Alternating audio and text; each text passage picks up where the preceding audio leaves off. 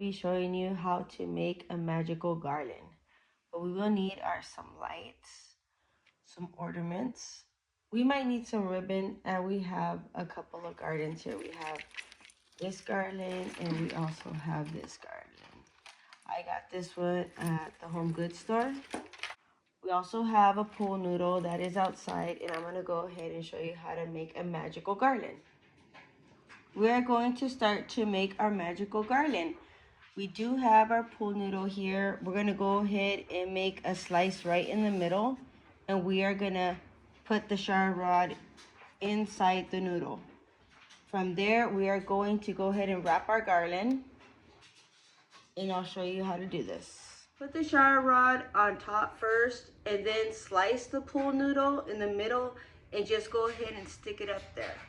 Because I tried to put it on with the shower rod, and that didn't work. First, I have to put the shower rod on, tighten it, and then add the noodle. This is the way our magical garland should be looking. I went ahead and I zip tied the ends. You can see right there, I zip tied it. And we're gonna go ahead and add some decorations. Here are our ornaments. What we do is we're gonna get these zip tie ones. Go ahead and just stick them through, and this is how it should come out.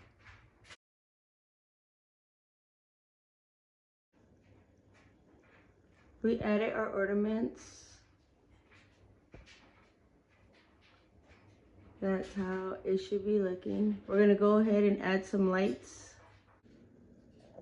These lights here are battery operated. I put the little case like right on top right there.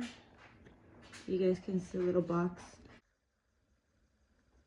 We added our lights to our magical garland. Look at how pretty. And these are battery operated lights, so you guys can go ahead and change them out. Make sure you guys put the little case on the ends. That way it could be easier to just change out the batteries.